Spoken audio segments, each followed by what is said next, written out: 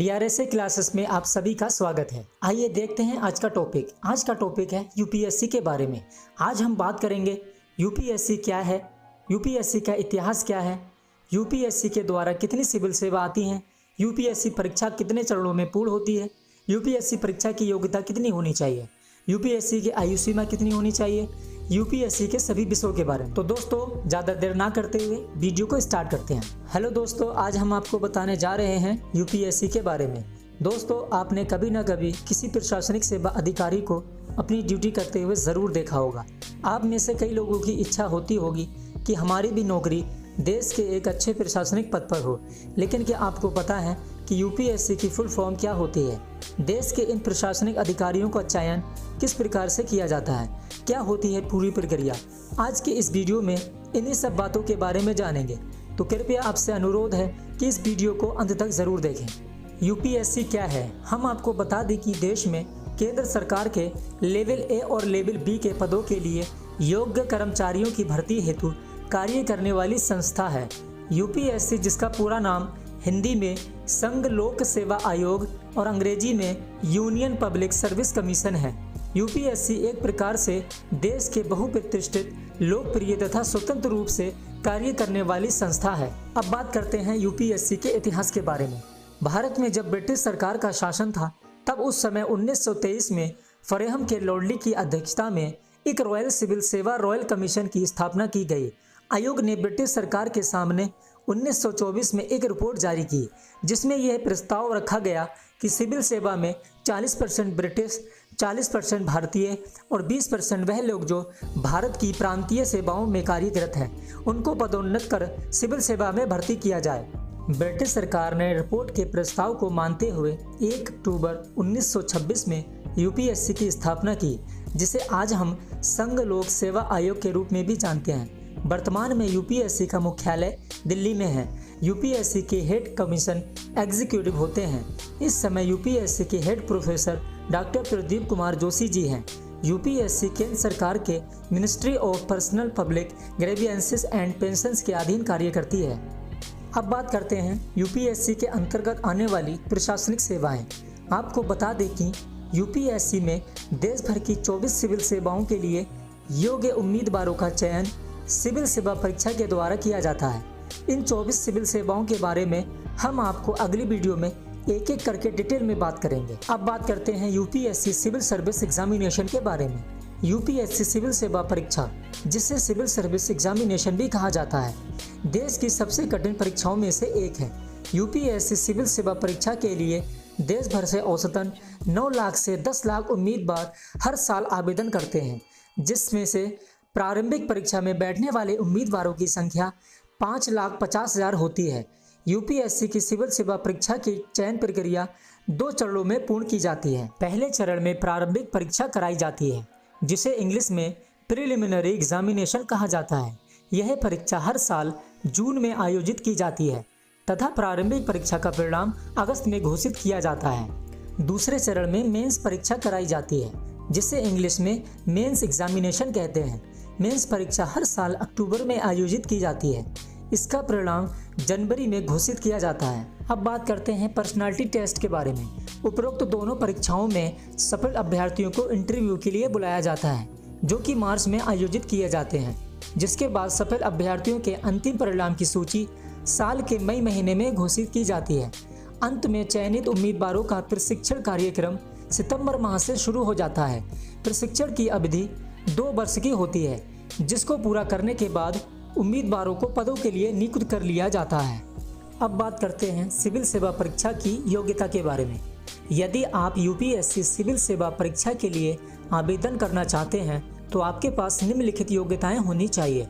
भारतीय प्रशासनिक सेवा, भारतीय पुलिस सेवा और भारतीय विदेश सेवा के लिए उम्मीदवार का भारत का नागरिक होना आवश्यक है।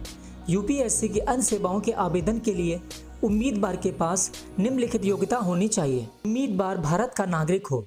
यदि उम्मीदवार नेपाल, भूटान का नागरिक हो, तो वो भी यूपीएससी सिविल सेवा परीक्षा के लिए आवेदन कर सकते हैं।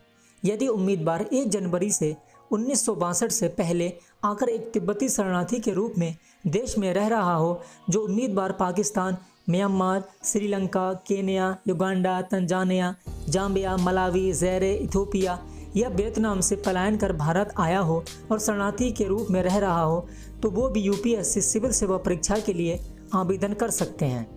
अब बात करते हैं यूपीएससी के लिए शैक्षणिक योग्यता क्या होनी चाहिए। सिविल सेवा परीक्षा के लिए आवेदन करने वाले सभी उम्मीदवारों के पास निम्न शैक्षणिक योग्यताओं में से कोई एक होनी चाहिए। देश के किसी केंद्रीय या राज्य या डीम्ड विश्वविद्यालय में से किसी भी स्ट्रीम में ग्रेजुएशन की डिग्री हो, डिस्टेंस के माध्यम से पत्राचार या दूरस्थ शिक्षा के द्वारा प्राप्त डिग्री हो, देश के किसी एक मुक्त विश्वविद्यालय से किसी भी स्ट्रीम में ग्रेजुएशन की डिग्री हो। उपरोक्त में से किसी एक के समक्ष भारत सरकार द्वारा मान्यता प्राप्त योग्यता होनी चाहिए।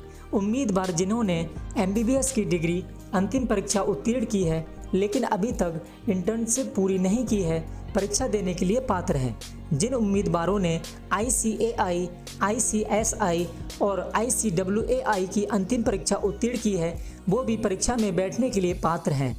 यदि उम्मीदवारों ने किसी प्राइवेट यूनिवर्सिटी से डिग्री प्राप्त की है तो वो भी परीक्षा में बैठने के लिए पात्र हैं।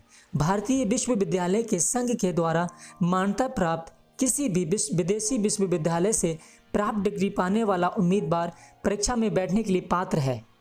अब बात करते हैं यूपीएससी के लिए आयु सीमा कितनी होनी चाहिए। सामान्य वर्ग के उम्मीदवारों के लिए आयु सीमा 21 वर्ष से 32 वर्ष के बीच होनी चाहिए। अन्य पिछड़ा वर्ग OBC के लिए आयु सीमा 35 वर्ष है। अनुसूचित जाति SC और अनुसूचित जनजाति ST के लिए आयु सीमा 37 वर्ष है। रक्षा सेवा कर्मियों के लिए आयु सीमा 40 वर्ष है। PWD जो दिव्यांग हैं उम्मीदवारों के लिए आयु सीमा 37 वर्ष है। ECO SSCO के तहत जिन्होंने 5 साल की सैन्य सेवा की अवधि पूरी कर ली है उनके लिए आयु सीमा 32 वर्ष है। 1 जनवरी 1980 से 31 दिसंबर 1989 तक जम्मू और कश्मीर के स्थायी निवासियों के लिए आयु सीमा 32 वर्ष है। आर्थिक रूप से कमजोर वर्ग EWS श्रेणी के उम्मीदवारों के लिए आयु सीमा समान वर्ग के अभ्यर्थियों वाली लागू होगी।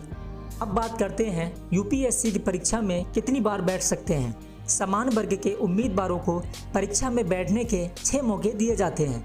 OBC वर्ग के उम्मीदवारों को परीक्षा में बैठने के 9 मौके दिए जाते हैं।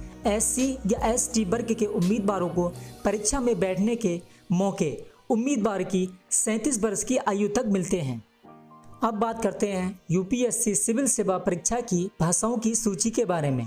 भारत के संविधान की 8वीं अनुसूची में सूचीबद्ध 23 भाषाओं को अपनी परीक्षा प्रणाली में शामिल किया है, जो इस प्रकार से हैं: आसामी, बंगाली, बोडो, डोगरी, इंग्लिश, गुजराती, हिंदी, कन्नड़, कश्मीरी, कोंकणी, मैथिली, मलयालम, मणिपुरी, मराठी, नेपाली, उड़िया, पंजाबी, संस्कृत, संथाली, सिंधी, तमिल, तेलुगु, उर्दू आदि। अब बात करते हैं यूपीएससी सिविल सेवा परीक्षा के वैकल्पिक विषयों की सूची के बारे में।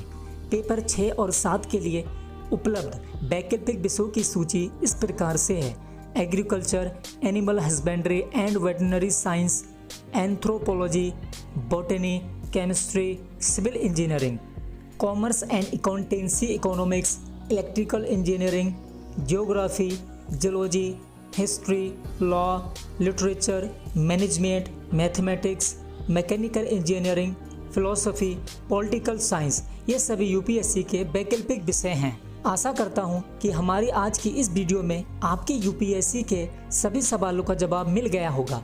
फिर भी कोई डाउट रह गया हो तो आप हमें कमेंट बॉक्स में मैसेज कर सकते हैं। वीडियो पूरा देखने के लिए आपका बहुत बहुत धन्यवाद।